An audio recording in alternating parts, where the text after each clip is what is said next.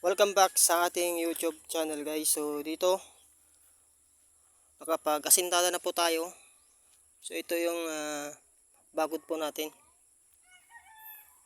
So ang ginamit po natin dito na bangkala yung 10mm at yung kanya pong stirrup is 9mm. So ito yung kanyang poste guys.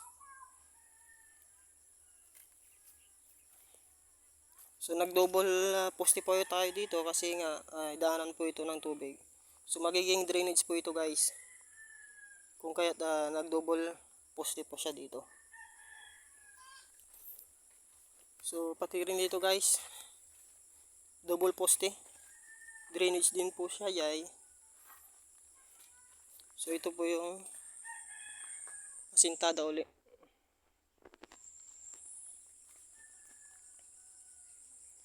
So ito yung ating pong